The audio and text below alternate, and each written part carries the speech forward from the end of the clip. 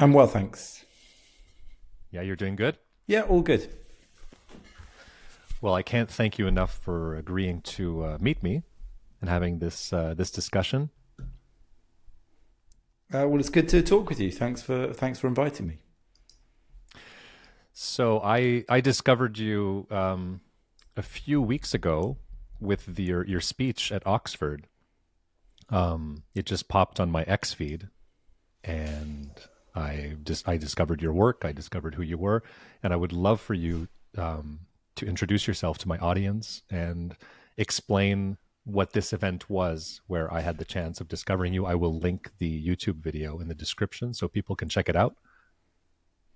Sure. Well, I'm Jonathan Sacerdoti. I am a journalist and commentator based in the UK, and I also have a long history of fighting against antisemitism. And in my work as a commentator and journalist, I've also dealt a lot over the last 10 or 15 years with Israel and matters relating to the Middle East. So over the last year in particular, I've been even busier than usual. And recently I was invited by the Oxford Union, a debating society at the University of Oxford, to take part in a debate about Israel. They invited me and three others to speak against a motion which suggested that Israel was an apartheid state responsible for carrying out genocide. And we were facing four speakers who were very anti-Israel, very well-known, infamous, I would say, anti-Israel activists, particularly virulent and angry campaigners against Israel. So it was always going to be a difficult task, but I don't think we quite realised what we were getting ourselves into, even though all the signs were bad in the run-up. I think the whole thing was designed as something of a stitch-up, a sort of show trial, and they really didn't plan for us to have a fair and honest debate. And sure enough, it descended into chaos almost as soon as we arrived in the room. And how did you manage to not get too hot under the collar and do quite an exquisite job, I must admit?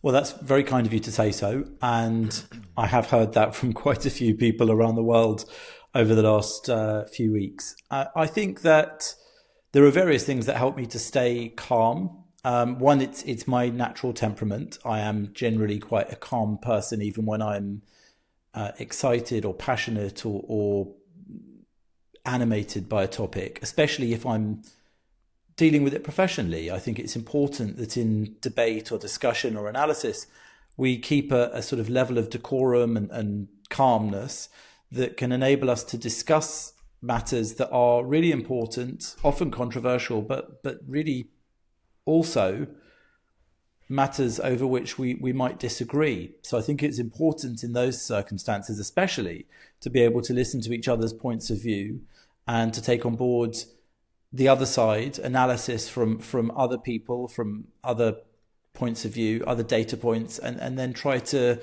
help inform our own thoughts. So for me, it was very important that would be the case. And also, as a reporter and a journalist, I've reported from some pretty stressful and tense places over the years. So it takes a fair amount to shake me externally. Obviously, internally, things can affect you.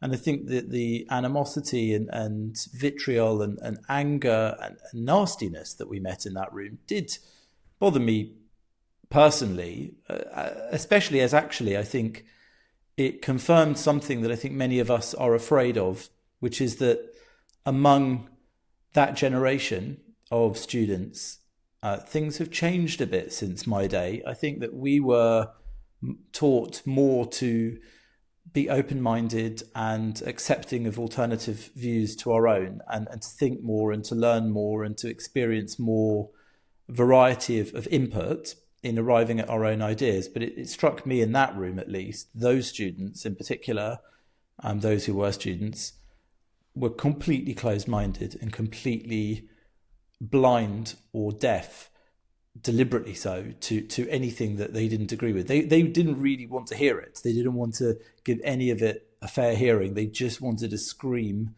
to abuse, to intimidate, and to make us feel unwelcome. And as I said to them, after a particularly nasty interruption, that's not really how you learn, and that's not really what the university experience, in my opinion, should be about. I think the university experience should be one where you constantly challenge your preconceived thoughts and ideas, especially when you're quite young, and you open yourself up to new thoughts and ideas, and you may reject them, but you may choose to absorb some of them or to investigate them more at your own leisure afterwards, any of those. But I think that what they did predominantly was just a really sad confirmation of what some of us suspected was happening on university campuses. Now, and I must say, I can't condemn the whole university for that. That was 300 or 400 people in one room, and I do suspect they were carefully chosen for their closed-mindedness and anger directed towards us. But regardless, that was the experience I had in going back to Oxford that day. Have we lost the muscle, the usage of the muscle for debate and not taking things so personally? That's a really good question. I think some people have, and I think that we've changed our priorities. And I say we, I mean, I haven't, maybe you haven't, but I think that some people have changed their priorities, and there is a tendency, a fashion maybe, among that generation to prioritize their feelings and preconceived ideas over reasoned thought. And I don't mean that patronizingly, I really don't. I think it's an interesting phenomenon that perception and feeling and emotion have become very important in people's identity and opinions. And also their opinions have become very important in their identity. So there's a lot of tribalism over certain contentious issues. I mean, Israel is one of them, but I talk, in my work about plenty of others as well. And for the sake of illustration, I would say there are other issues like the whole trans issue. I think is one in which a level of reason and calmness has been sacrificed for a sort of emotional gut reaction, a tribalism, a closed-mindedness that says if you disagree with this currently accepted outlook, then there's something wrong with you. But not just something wrong with you, you're evil, you're bad, you're working in bad faith. And I think that that's another good example, because actually I think that the people, those of us who've always been sympathetic to people who believe they are the wrong sex, or rather their body is the wrong sex for their mind or their psychology, I think you can be sympathetic about it, but also incredibly apprehensive about the idea of so-called affirmation of that, and the ensuing medical, hormonal, surgical treatments, and even societal sort of going along with those things. I don't think that the two are necessarily connected. I don't think you have to be a nasty person not to want to do that. And so I think the same is true here. I think that their attitude towards me was that I was a bad faith actor because I was arguing with their preconceived ideas about Israel, that they were convinced Israel was genocidal and apartheid, even though they knew very little, some of them, and even when presented with facts that challenged those views. So I think that on a lot of these issues, we have lost the ability to use our brains rather than just give in to emotions. Well, you mentioned those words. I'd like to go over some of those words, because there's much debate and much confusion. And I know this is probably a rookie question, but I think it's important. Terms like apartheid, open air prison, blockade, Zionism, genocide, all these words that we've heard since October 7th ad nauseum. Can we go over those words and just see how they're misused or misunderstood, and what people, more in the West, as I observe here in Canada, have been getting wrong? Because I feel like I'm taking crazy pills sometimes and hearing people with such, not determination, but such, they're so sure of themselves when they use these words, and I know they're wrong. Sure. Well, I think that it's definitely worth doing that, because I think that a lot of people who don't have any prior knowledge, or a lot of prior knowledge, or a deep understanding of Israel and the area it lives in and the enemies it has and all of the challenges it faces, a lot of them, understandably perhaps, have a very negative opinion because the coverage often leans on and relies on those words, which in reality I think are often completely inappropriate to describe the situation. And I've said for many years when I've addressed particularly student crowds that if I've not been there to convince them of my opinion per se, but what I often want to get across is that it's a very complex and difficult situation which stretches back a very long way in history. And so if I can leave a room less certain, then I feel I've done probably a good job, because it's that level of certainty that I think is very hard to feel comfortable with. It's a complicated situation. So to tackle some of the words, let's start with the idea that Gaza was, before October the 7th, 2023, an open-air prison. It has been said by many. It was even said by the UK, where I am, by our former Foreign Secretary, before he was the Foreign Secretary, Lord Cameron, David Cameron, who was before that the Prime Minister. At one point, I believe he called Gaza an open-air prison. It's also been called a concentration camp. When we say concentration camp, most of us normally think to the Nazi concentration camps, in which Jews were enslaved, tortured, and famously killed, gassed in gas chambers and killed in other ways as well. Around 6 million, probably over 6 million Jews were killed by the Nazis during the Second World War, during the Holocaust. Now, I don't think that Gaza ever did measure up to the definition of concentration camp. Now, I say that because there was a lot of footage, reporting from Gaza over the years that showed parts of it to be actually very nice. Indeed, before Israel withdrew from Gaza completely and unilaterally, there were Israelis that lived there. There were agricultural greenhouses for industrial farming. Those were left to the Gazan Palestinians when Israel withdrew. In fact, they destroyed them pretty much straight away. There were schools, universities, hospitals. All of these things aren't what we traditionally imagine seeing in concentration camps or even prisons.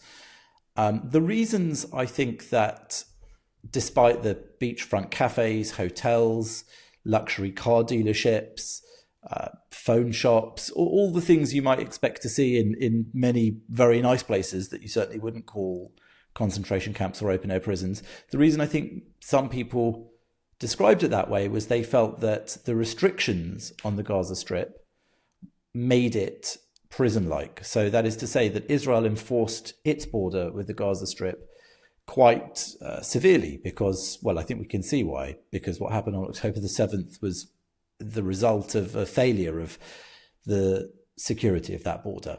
Now, interestingly, many people ignored that Gaza has a border with Egypt as well. And that border was also pretty impenetrable for many years. In fact, a lot of the weapons and smuggling took place under that border through a very sophisticated network of tunnels, many of them big enough for vehicles to pass either way. And plenty of Gazans actually did come and go from the Strip, traveling even on vacations and holidays through those tunnels, if they had enough money to do so. There was a sort of black market, which Hamas, the governing terrorist force in Gaza, also profited from enormously for many years. So I don't think that prison or concentration camp were accurate descriptions of Gaza ever. And I think that similarly, the discussion of genocide is one that, that was one that we were discussing in the debate. And I tried to make the case to that audience that genocide has a very specific meaning under the norms of international law. So the Genocide Convention specifies what a genocide is. And I'm paraphrasing here because I haven't got the words up in front of me, but it's a deliberate effort in whole or in part to get rid of a people or a nationality or an ethnicity. And the key feature of it is that there needs to be an intent. It needs to be shown to be an intentional, planned activity, action to do that. Now, a good example that I gave of that was during the Second World War, when the Nazis had the Wannsee Conference, in which they discussed their final solution to the Jewish question. That's how they put it. And we know what that final solution was and what their plans were. It was very well documented what they did to the Jews. There isn't an equivalent that I'm aware of. I haven't seen any evidence of an equivalent with Israel's actions in Gaza. In fact, by statistics that I've been following and read about recently, the population of Gaza has actually increased during the 14 months of this war, net increase in terms of births versus deaths. Now, I don't say that to negate the tragedy and difficulty of deaths, especially or particularly innocent deaths, but there's a lot to unpack in that before you can call it a genocide. I think that Israel has gone to extraordinary lengths during the war, as it has through all engagements in Gaza, all military engagements, to try to spare the innocent whilst combating and targeting terrorists who frequently and constantly attacked Israel through rockets, and then eventually on October the 7th through this infiltration and invasion of Israel, which saw them in their thousands break into kibbutzim, army bases, an outdoor nature party, and other areas to rape, kidnap, burn, kill in a variety of different ways those who were in Israel, civilians and soldiers. Now, I think that those elements that Israel employed to minimize civilian casualties were well known and are well known still. They used to employ what they call a knock on the roof before military airstrikes, where they would drop a small munition on the top of a building, which would not have a destructive effect, but it would obviously alert the people in the building that it was time to leave before the building was bombed. They also have famously made phone calls and text messages to thousands of Gazans to warn them where they're going to strike. They've created humanitarian corridors during this war to try to move civilian populations around as they've tried to engage with the enemy, the terrorist enemy. And that's been very difficult because all of these measures, and those are just a couple of them, all of these measures still can't help them escape from the fact that Hamas embeds itself deliberately in civilian areas and facilities. So they build underground terrorist tunnels underneath civilian areas. I mean, some underneath graveyards, schools, hospitals, pretty much anywhere. And they also base themselves in those buildings above ground. So they will use homes or mosques or schools or hospitals as ammunition storage places, as places from which to attack, as headquarters, any of those things. And what that does is it makes Israel's task of targeting the aggressive enemy that attacks them very, very difficult, because a hospital is both a hospital, somewhere where they may be treating civilians in need, and also a terrorist command and control center, say. Now, some will say, well, you mustn't target it because even if it has this terrorist dual purpose, it's got a humanitarian purpose. But of course, that leaves Israel in an impossible situation, which is an enemy which is implacably dedicated towards its destruction, giving itself, let's say, immunity by putting itself behind civilian infrastructure. So Israel has come up with a number of ways to try to minimize the damage to civilian life, but obviously that's not possible. You can't avoid it when it's so deeply entrenched. And then there's the further complicating factor, which is that many of the Gazan population, much of the Gazan population, is actually quite dedicated to the same murderous cause that Hamas is. So again, they elected Hamas in their elections to govern the Strip. Obviously, since then, there was a coup where they also killed the opposition party members, throwing them from roofs and in other ways. Hamas is a brutal group with very few, if any, boundaries. So they're particularly known for torturing their own. They will torture people they consider to be collaborators with Israel, kill them, shoot people in the legs, or worse, kill them.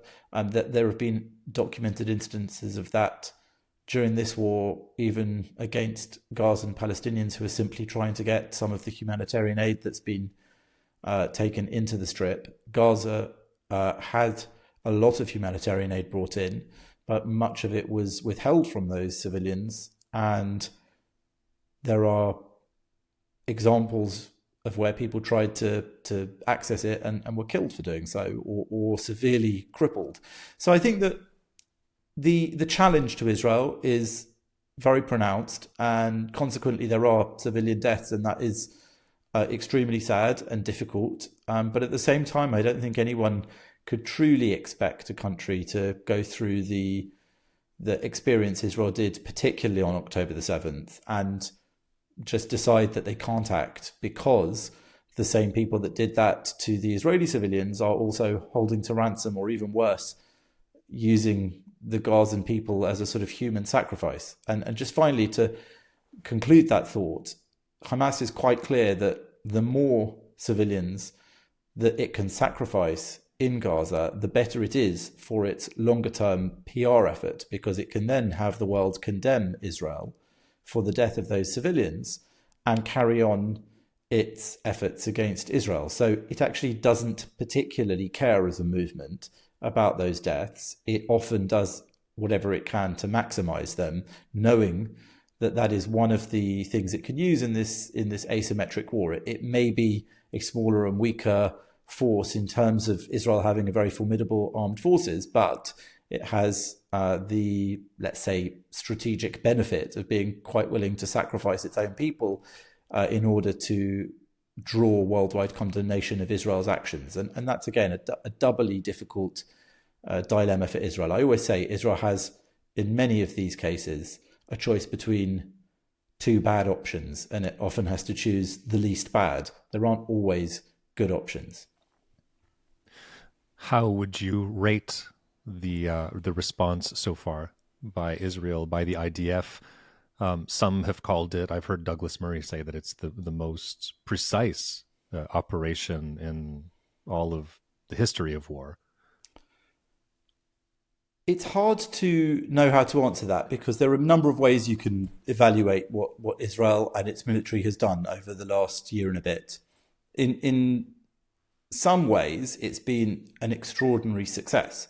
So they went from the massive failure of October the 7th, for any country to effectively not stop or prevent something like that is a huge failure. There's no question about that. And over the coming months and years, maybe we will find out more about why and how that happened. But since then, I think Israel showed its determination to fully deal with its many enemies, who are mostly coordinated by the Islamic Republic of Iran. And again, for those who aren't very familiar with the history, Iran is ruled by a tyrannical theocracy, which is extremely unpopular even with the Iranian people. And they have engaged and connected Shia militia around the whole of the Middle East in an effort to encircle Israel with enemies that will attack. So Hamas, actually not a Shia militia, but Hamas are one of those proxies they use. And then in Lebanon, in the north of Israel, to the north of Israel, there was Hezbollah, still is, but much depleted. They also used Syria to transport weapons to Lebanon through Syria from Iran. They also have the Houthi rebels in Yemen. So they've really encircled Israel with these proxies. And the idea was that this would mean that the battle was never taken to Iranian territory. Iran has a stated genocidal intent for Israel. They actually have a countdown clock in public in Tehran to 2040, when they wish for Israel to be fully eradicated. And frequently, Iranian leaders from the Islamic Republic regime have spoken about their intention to wipe out the state of Israel. So bearing all of that in mind, Israel has done a spectacular job militarily in dealing with these enemies. The catalyst of October the 7th, the disaster of October the 7th, I think opened up a window of possibility for them to very forcefully deal with some of the enemies that previously they would not have been able to deal with. There wouldn't have been the appetite within the country, domestically. There wouldn't have been the tolerance internationally to allow Israel to do what it needed to do. But I think that because the barbarism and brutality of October the 7th was so severe, there was that leeway, there was that opportunity. And so Israel then went into Gaza to deal with Hamas and has really done far more than it ever did in that area. But of course, that's been complicated by the fact that Hamas kidnapped over 200 Israelis. Around 100 still remain in Gaza after one ceasefire and exchange deal some months back now. And there's been rumours of another one, but that's still very uncertain. And as a result of those people being there, Israel had to operate extremely carefully, both for the sake of its own civilians and for the innocent in Gaza, who they don't wish to target. But in the north, they were extremely successful, first with that spectacular attack on Hezbollah through their beepers, their pagers. They had this exploding pager plan, which was some 10 years in the making, I understand from recent revelations. So that first it started with walkie-talkies that they had managed to turn into effectively mobile weapons, that those Hezbollah fighters who had the walkie-talkies could be targeted, and then they managed to make it even smaller and put it into pagers, and they activated that and then carried out some spectacular strikes in Lebanon, which took out a lot of the Hezbollah capacity for attack, a lot of their weapons. There were many weapons stockpiled there for attack on Israel. Then when the Assad regime fell in Syria, Israel acted swiftly to take out the chemical weapons in Syria that America, Britain, France had been unable to do during the whole of the Syrian civil war while Assad was still in power. They also took out a lot of the Syrian armed forces so that whatever happens in that country, and it looks like it may fall into the hands of sinister jihadi forces, there won't be the same capacity to attack Israel and indeed the rest of the region. And they've also had this direct military interaction with Iran. So Iran launched record numbers of missiles towards Israel on 2 occasions. Israel has reacted and taken out reportedly much of the Iranian air defense systems, and also struck even reportedly one nuclear related facility. Iran, of course, is famously trying to get nuclear weapons capability in order to either potentially horrifically use them, or to simply have that added protection against any retaliation for other barbarous actions they or their proxies will carry out on Israel and other Western countries. So I think that Israel's done spectacularly with that. And in fact, just as we're speaking, just today, Israel carried out another strike in Yemen against the Houthis, who have over the last week been bombing Israel, I think, pretty much daily. Those I speak to in the center around the Tel Aviv area have been woken most nights around 2 to 4 a.m., having to go into their bomb shelters. So Israel's efforts to strike there in Yemen have also been decisive. I think that it's restored its deterrence. Israel used to have a formidable military deterrence, and that was dented on October the 7th when some in the region would have asked if Israel was a paper tiger, because despite that reputation, it seemed to have been completely unable to control the invasion from Gaza as quickly as it should have done, or to prevent it. And I think it's restored that deterrence absolutely incredibly. So in that respect, I think they've been very successful. And I think that is probably, when history is written, how this will be measured. But of course, there are caveats and qualifiers. So I think public opinion has been severely dented in some parts of society. And that is something we'll have to see about, whether that's lasting, whether that has a permanent effect, or whether that will go away. As the dust settles, I suspect there'll be plenty of Middle Eastern nations who are already on their way to normalization with Israel, who will be very grateful for what Israel has done. They already are, and who also consider Iran to be an adversary that they need to be dealt with. And there will be a lot of respect which will have been restored for Israel among those Middle Eastern neighbors.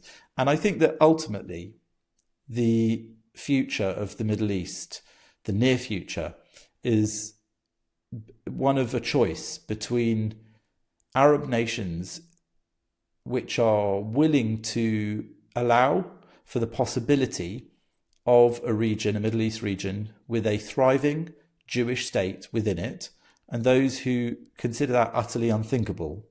And it's clear that there are Arab Muslim nations which are willing to consider that and willing to normalize relations with Israel and work with Israel and glean all the benefits that that will bring. But there are still those who aren't. And that's what we saw happen on October the 7th, was a reaction to those ties and improving relations that were taking place under the name of the Abraham Accords, but started by Donald Trump and Benjamin Netanyahu and MBS.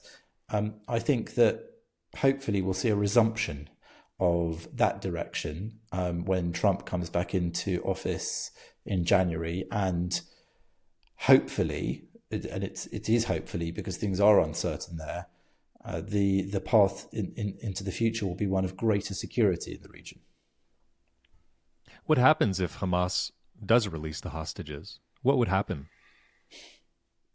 Well, the details of any deal are obviously secret and confidential. Now, one speaks to sources and hears rumours as well of what terms they would release hostages under.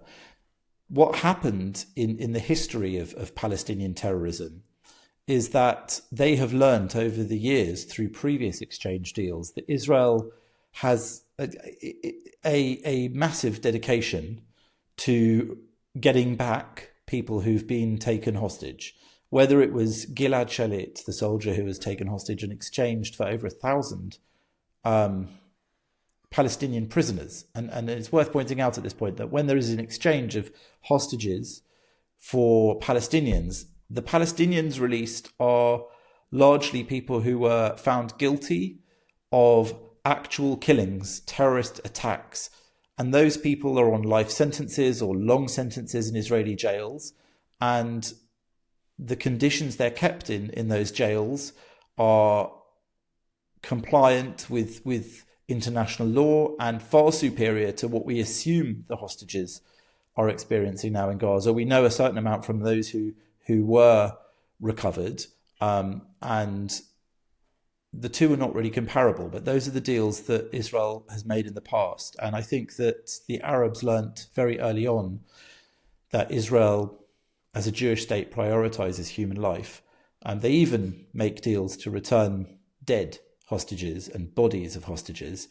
So they will want a price to be paid. They will want the release of terrorists. And it's worth noting that Yahya Sinwar, the now dead leader of Hamas in the Gaza Strip, who masterminded and carried out the October the 7th attacks, was released in that Gilad Shalit prisoner exchange. So that man who learnt Hebrew and studied Israeli society whilst in prison in Israel then used all of that knowledge to plan and carry out the most horrific attack on Jews since the Holocaust. And that is the price that will be exacted from Israel for the return of hostages. It's clear that they're not able to recover them all through rescue missions as they did for a handful. So that's something that I think is a sticking point. And again, Hamas will want Israel to cease the war completely. They constantly press for a complete end to the war in return for the release of hostages. And the chances are that if they do manage to strike a deal, some will be released in exchange for ceasefires and partial changes in the Israeli military positioning, but that they will keep some back in order to ensure they can end the war completely. And Benjamin Netanyahu, the Prime Minister, has made it very clear that he wants to continue this war until complete victory, which is the elimination of Hamas as a threat to Israel and as a governing force in the Gaza Strip. What do you think of Trump's declaration about kind of giving an ultimatum until his inauguration on the 20th of January? I think it was very well received in Israel and elsewhere. I think it was extraordinary that it was the first statement of that kind that we heard internationally in 14 months. So it doesn't make sense to me that that wasn't what most Western states said in the week of the invasion and kidnappings. I can't understand that. Every time I meet with families of hostages or even released hostages in Israel, they really, really underline to me how this is not a political issue. It is a humanitarian issue. If civilians are kidnapped, I mean, there's a baby that is still there if he's still alive. There were elderly people, still are, Holocaust survivors, and everything in between. People with medical conditions that clearly won't be looked after or treated. All of those people should simply have been released. And civilized Western states like yours and mine should have put everything they could into achieving that without pressuring and blackmailing Israel to make concessions to achieve that. Now, that's what Trump effectively said in his statement. He said this needs to be resolved by the 20th of January or all hell breaks loose. It's not specific about what that means, but I think that's part of the strength of the threat, is that people are able to use their imaginations. And with Trump, sometimes your imagination will be accurate, sometimes it won't. But I do think that it was exactly the right kind of statement. And I also think it's impressive that since his victory, he's not wasting any time. I mean, America is effectively without a president and has been for some time. But certainly since Trump won the election, Joe Biden has barely been seen. Kamala Harris is an irrelevance. And Donald Trump is making rapid headway with already working out what he's going to do and what needs to be done. And there is this window of opportunity actually in the handover period where, in collaboration with the Biden administration, the incoming Trump administration may well be able to get a lot done that actually benefits both the Biden presidency and the Trump presidency. So with that cutoff point in mind, one hopes that there could be some progress. And one of the areas in which I think there was hope for that is the potential release of hostages, though as of today, I understand there are now a few more complications and there's a little bit less optimism than there was perhaps a few days ago. I want to come back to just a few definitions. Very simply, what is Zionism and why has it become a slur suddenly? Zionism is the belief that the Jewish people have a right to national self-determination in their historic homeland, Israel. That is really the definition of Zionism. There are those who say they are anti-Zionist, who may be anti that very concept. Now, I would call them into question if they are not against other peoples and nations having their own homeland. But more specifically, I think there are many people who use the word as a sort of slur. They intend it to stand for something quite different. I think that people who say they are anti-Zionist often like to try and criticize the policies, say, of Benjamin Netanyahu or of his current coalition, which has within it more right-wing parties, fringe right-wing parties further to the right than ever before in Israel's history. But they don't represent Zionism per se. So I think that the idea that the use of the word Zionism, that saying you're anti-Zionist because you're anti that is incorrect. I think it's inaccurate use of the phrase. And I do think that it's important that people should be able to state their belief in Zionism and support for Zionism in its true meaning, in a true sense of the word. So I think that we shouldn't allow others to redefine the phrase as something that it isn't. What's Palestine? Well, Palestine is a state that is not at the moment. It is a a would-be state that some believe should be a homeland for Palestinian Arabs. Of course, there's a lot of debate over who Palestinian Arabs are. So the UN has a body, the UN, the UNRWA, which looks after Palestinians.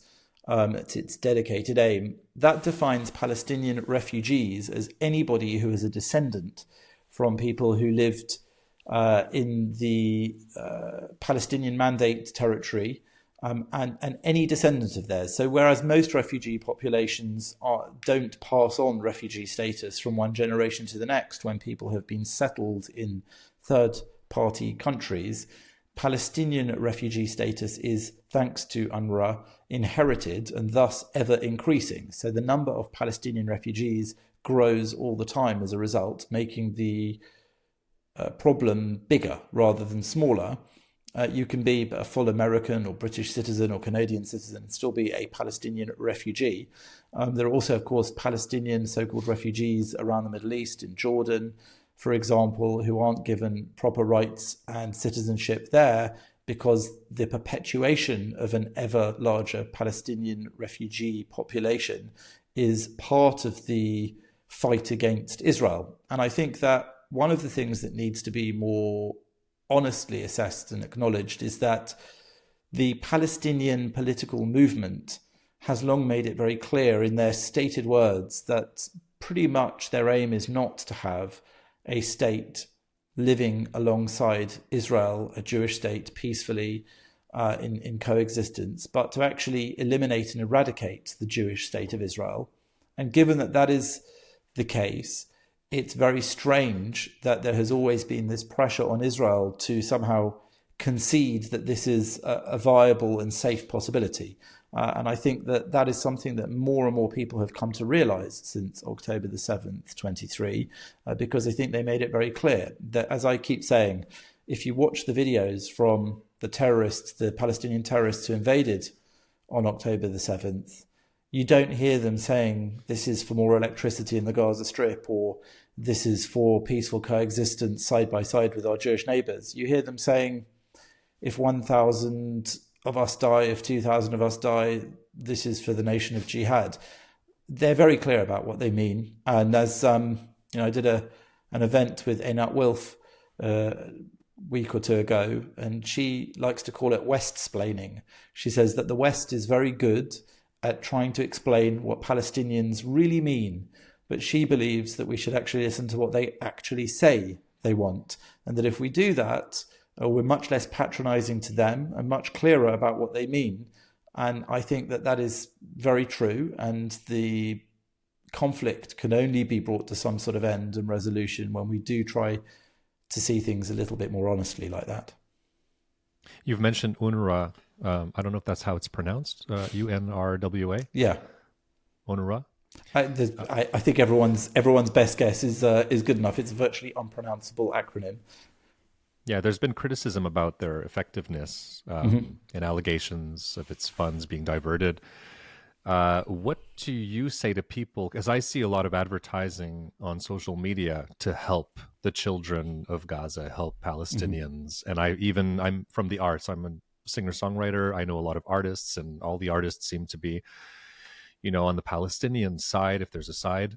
And they're, creating art, and they're trying to raise funds to help the children and all this stuff. What would you say to people who donate thinking that they're helping civilians? Are all the funds being either stopped at the border or basically being used for tunnels and rockets? And so UNRWA, in my opinion, is not part of the solution. It's part of the problem for a number of reasons. I've given you one already, which is to do with the perpetuation of the myth of Palestinian refugee status being unique among all refugee populations in the world, unique and ever growing.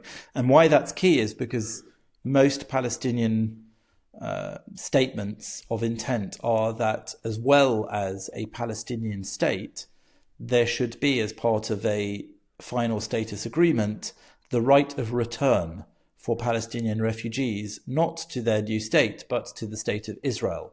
So just to follow that through for those who haven't thought about it, they would create their own state alongside Israel, and then 6, 7, 8 million Palestinian so-called refugees would be allowed to return to Israel, which means, in effect, and I say return, most of those have, of course, never lived in Israel, never left Israel. They're not born in that territory. So the concept is that there would be two states, but within a very short space of time, neither of them would be a majority Jewish state, and therefore there would no longer be a Jewish state of Israel. And I think that is one of the tricks, so to speak, of the Palestinian movement, is that their intention is clear, both in what they say and in thought experiments like that they're not trying to create a state alongside the Jewish state. So in terms of UNRWA and the UN more broadly, I think it is not a good faith player in this conflict and in its resolution.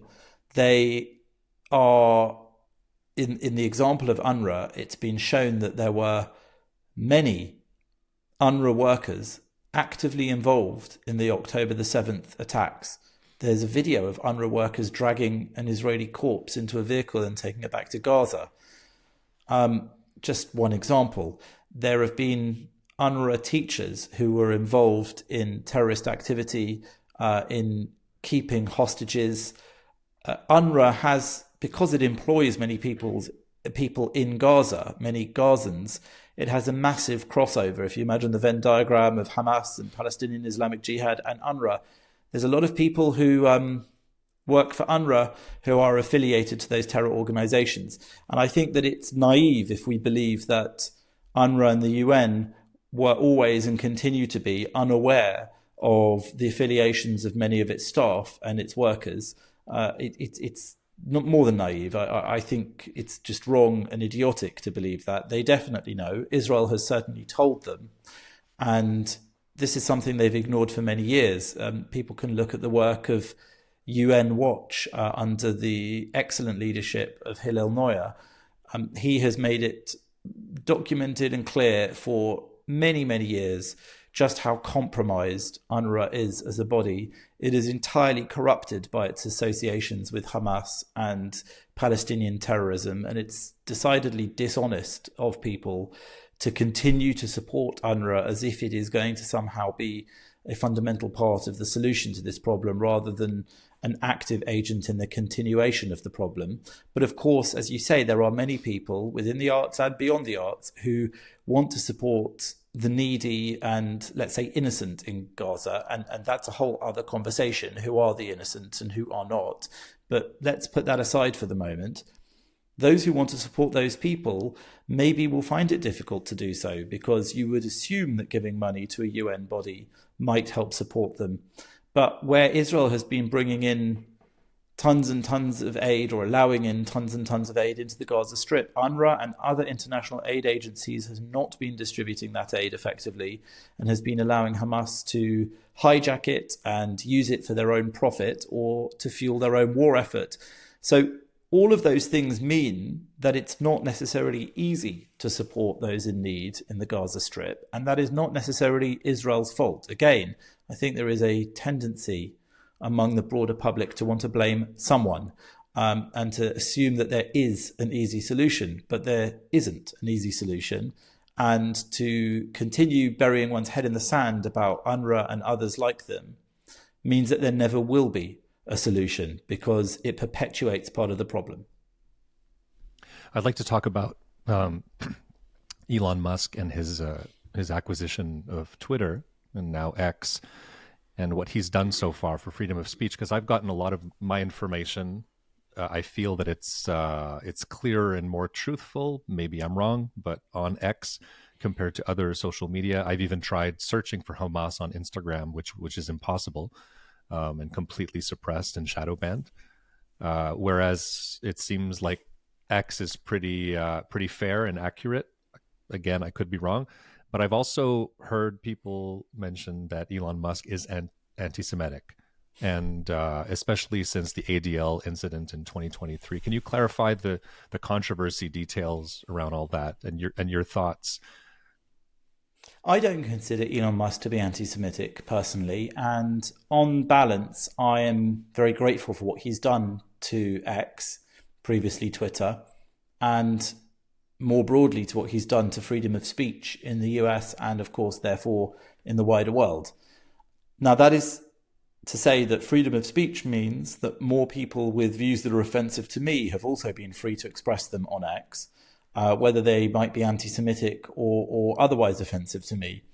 But on the whole, I am broadly in favour of the expression of more views rather than fewer views, and that includes those that I may not like. Now, where views expressed incite violence or are illegal in other ways, of course I don't believe in unfettered freedom of expression of them. It's that old measure of, freedom of speech doesn't allow you to shout fire in a crowded theatre. But on the whole, I think what Musk did is break a complex network of information control that had been largely set up during the Obama era.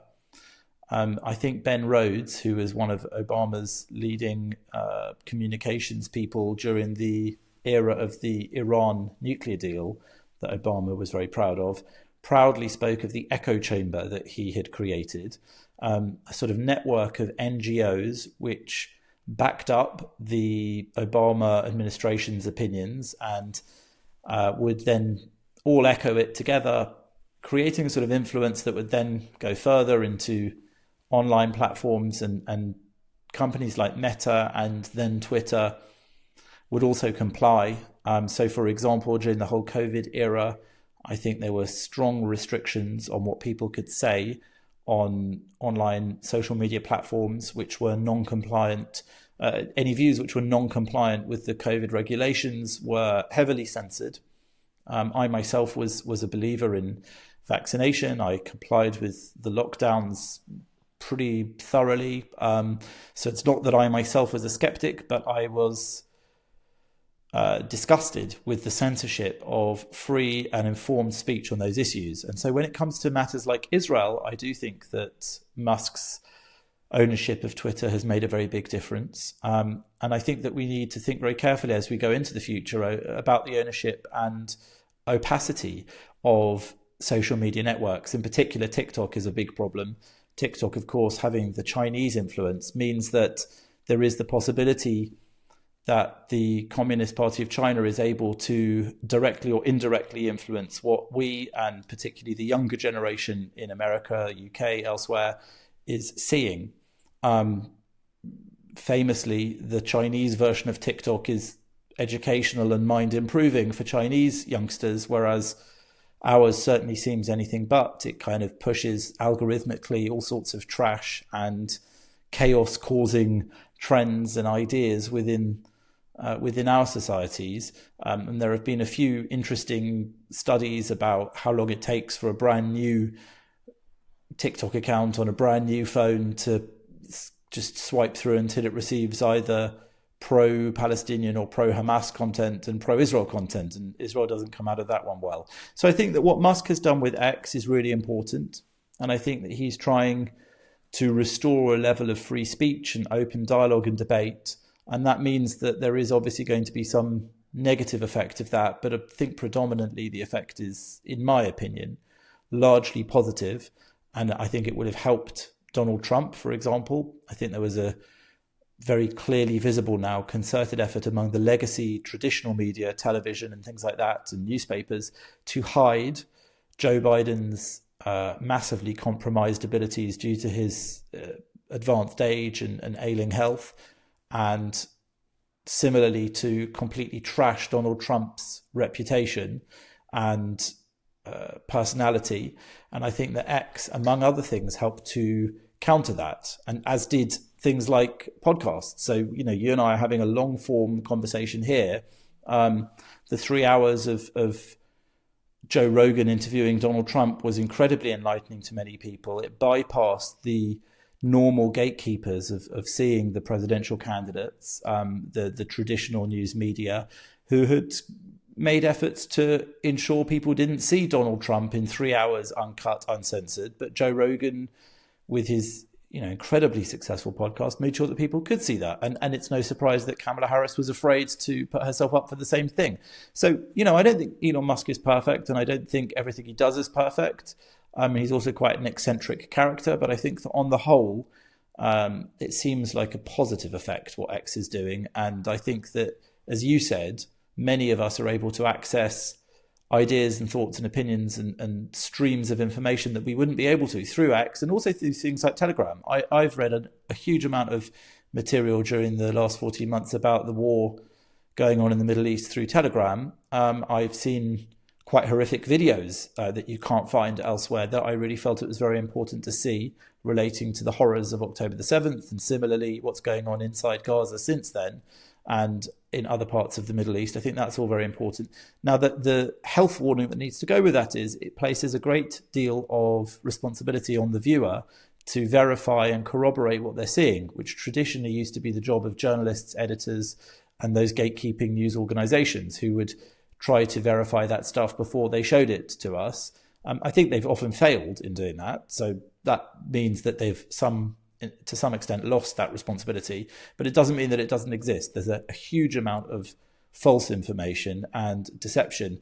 And just as much as we find it easy to access information through these less supervised outlets, it means that bad actors are able to use them to influence us and mislead us and deceive us. So I think that we all need to become smarter about how we consume the information. And unfortunately, I think some people have become a lot less smart about how they do it. Is this not the story of the Old Testament? People willingly wanting to be enslaved, and I see it now as like preferring the censored platforms. I see a lot of people, especially on the left, fleeing and leaving X because of its owner, whereas they have access to the truth or access to a more open dialogue. It seems like there's a parallel there. I think that to some extent, yes, I think there is an element of human nature that makes us want to believe what we want to believe rather than to truly assess objectively. And I'm not sure any of us can really escape that. It's human nature. So if you see something that runs contrary to what you have always thought or believed or want to believe, maybe tribally or maybe for some other reason, I think it's really difficult to open your mind to it. But I think it's just all the more important that we're able to. I'll give you an example of someone who I think does that brilliantly.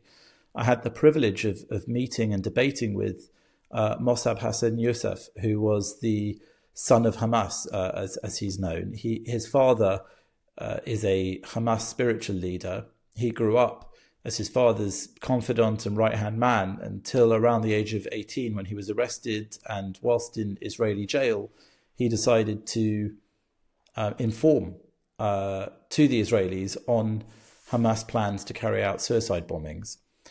We debated together at the Oxford Union on the side of Israel, let's say, in defense of Israel, and he and I spent a lot of time with him over those 2 days. We did a long interview as well, which is, you can see it on my YouTube, a fascinating interview. We spent an hour and a half discussing a broad sweep of topics and issues. And one of the things that I found so impressive about him is something I think we could all learn from, which is it's very easy to exist in our own bubble or our own world where we grow up.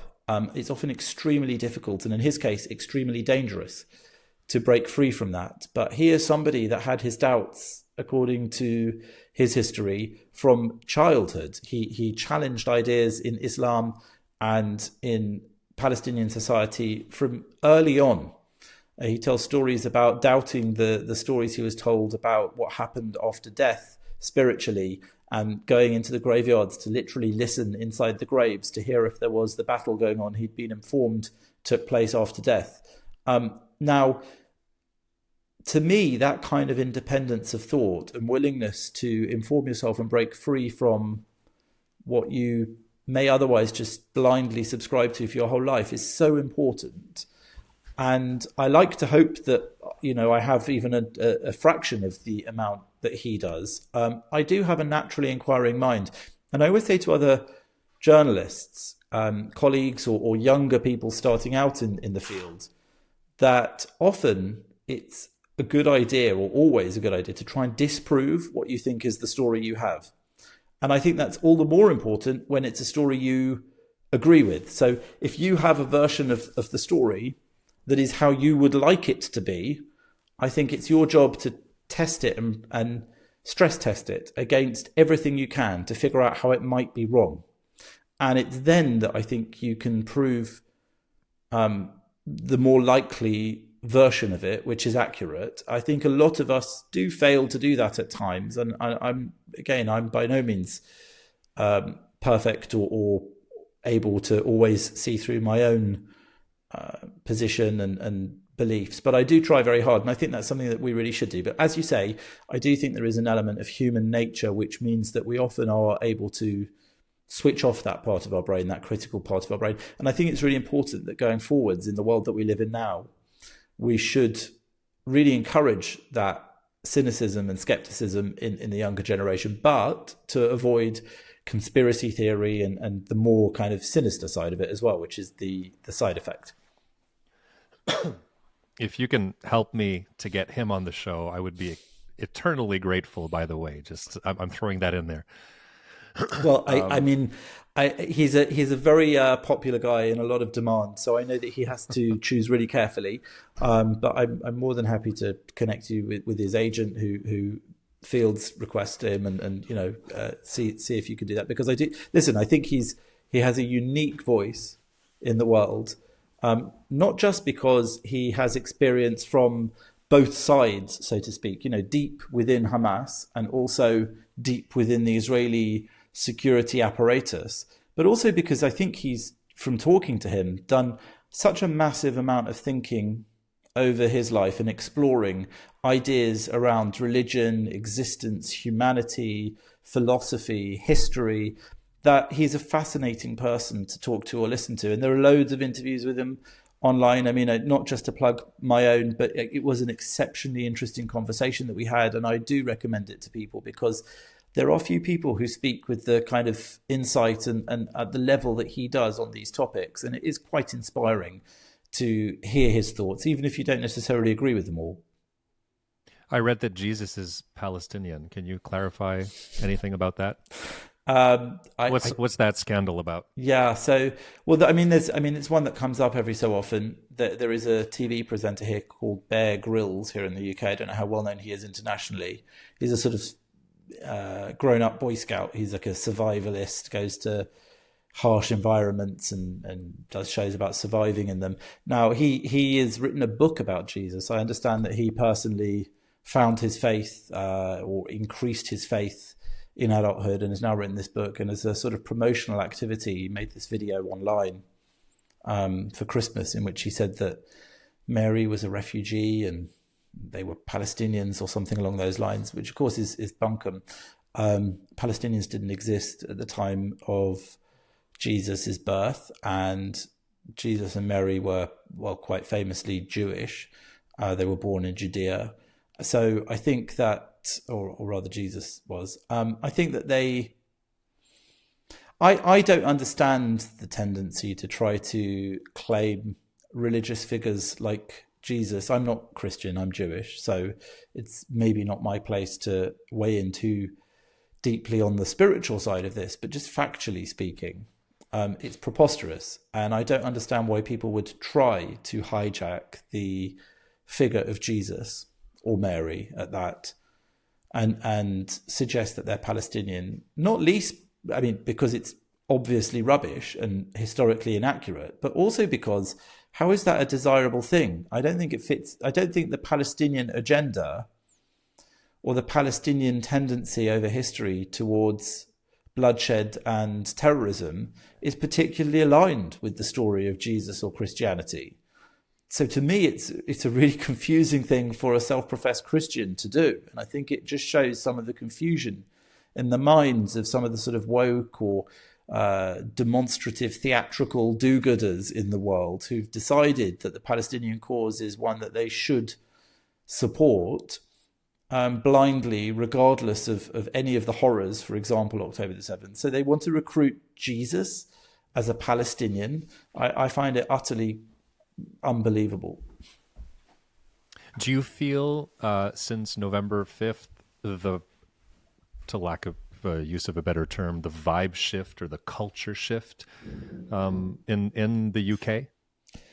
We're in an interesting position here in the UK because we just turned left while a lot of the rest of the world is turning right. You know, in July, we got a new Labour government after 14 years of a Conservative government. Now, that is having an effect on our society and on our country's position internationally as well. So in terms of Israel, it's been, I would say, quite negative. The application to the International Criminal Court for an arrest warrant for Benjamin Netanyahu was something that the previous government here was trying to stop because it was trying to put an objection in, as there is no real jurisdiction. The court doesn't have jurisdiction in this case, but this government decided to withdraw that objection. It's then said that if Benjamin Netanyahu came to the UK, he would be arrested in line with that ICC arrest warrant. Now, those are both very unfortunate and non-supportive things that this country's done. There's also been the imposition of a partial embargo on parts to Israel that could be used in arms. I think that's a very negative move. So there have been these clear moments where our government here is not acting as well as the previous one in relation to Israel. And there have been others domestically, which I think are very problematic and worrying. For example, the bill that they are putting through now for what they call assisted dying, which is to help the National Health Service kill people effectively who are within 6 months of the end of their lives with a terminal illness. These are also extremely radical moves which will really change the culture and mood of how we think about life and death, illness, treatment, pain, rather than fix the really quite bad palliative care system here in the UK.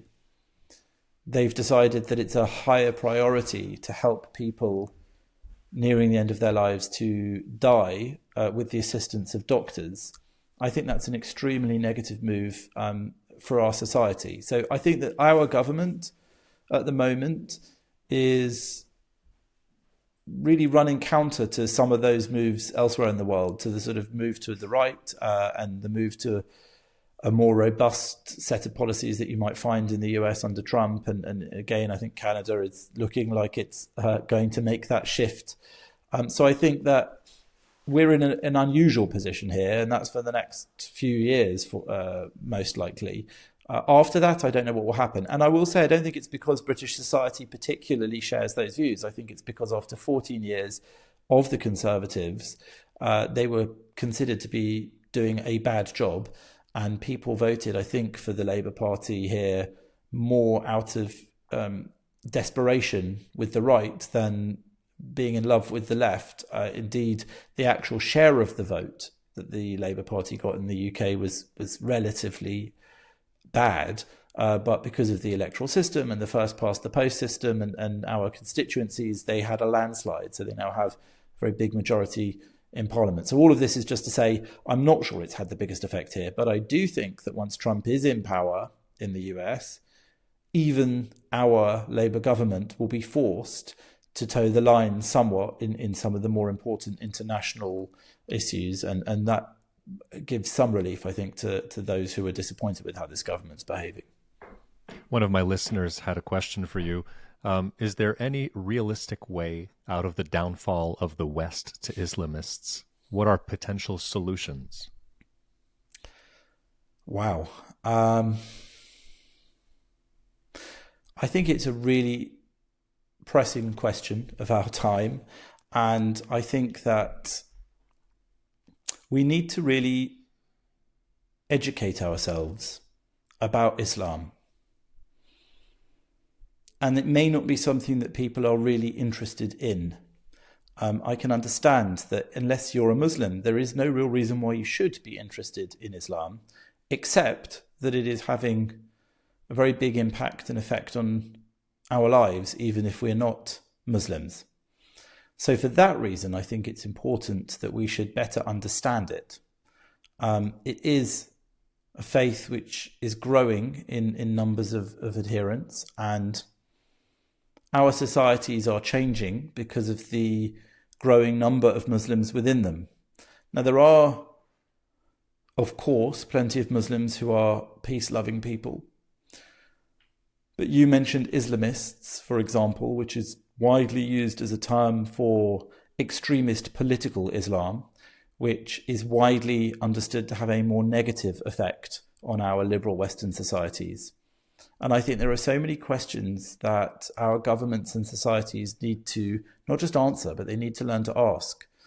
And they need to do it really quickly. In fact, they need to have done it some years ago, relating to those things. So I don't have an easy solution. I'm not sure anyone does, and that's part of the problem. But I think that in lieu of such an easy solution, we all need to urgently ask the questions and inform ourselves much better, and to be much more frank in our conversations, rather than to be as terrified as I think many are of saying the wrong thing. It's difficult to overemphasize, in my mind, the importance of tackling these sorts of conversations. And I find it perplexing that some people, because we prioritize and value liberal values and tolerance and acceptance so highly, they are willing to accept and tolerate some quite difficult and offensive things to our societies. So I think we need a full-scale reassessment of what we really truly value in our Western societies, of what our ethics and morality really are. And then we need to decide how important they are to us and how much defense they can be given against more sinister extremist forces, so that we can, properly protect what is important to us. Or I do think we will lose out in the long term. And I don't think I want that. I don't think most people want that.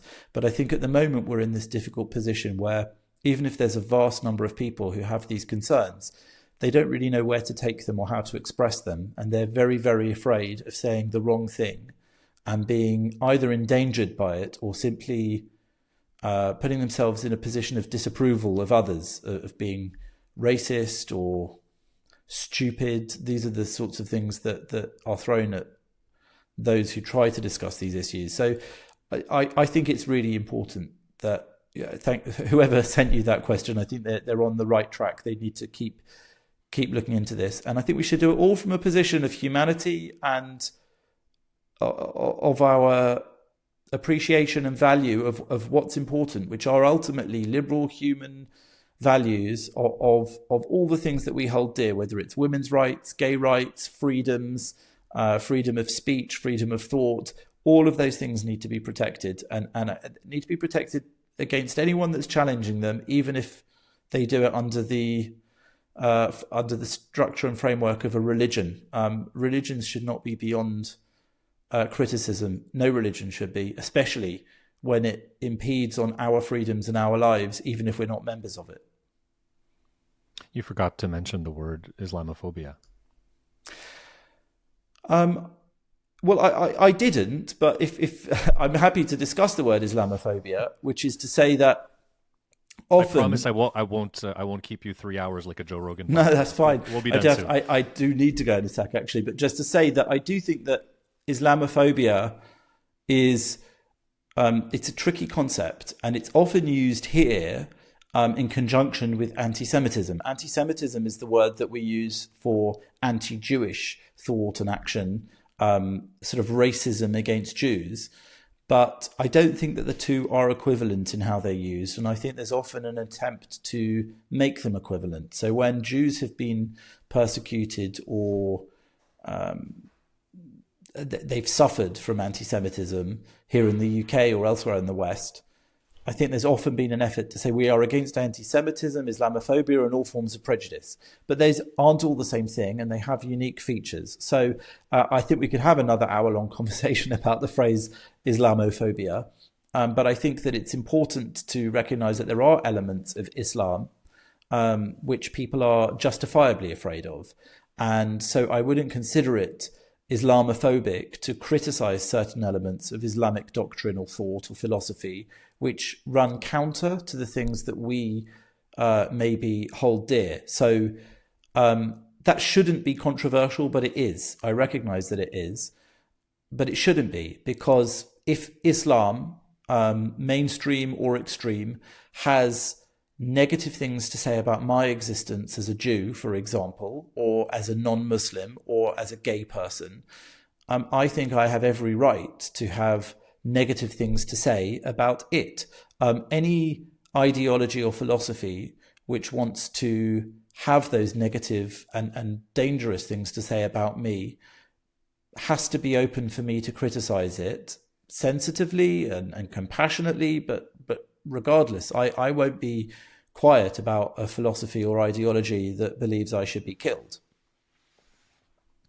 Well, Jonathan, shalom.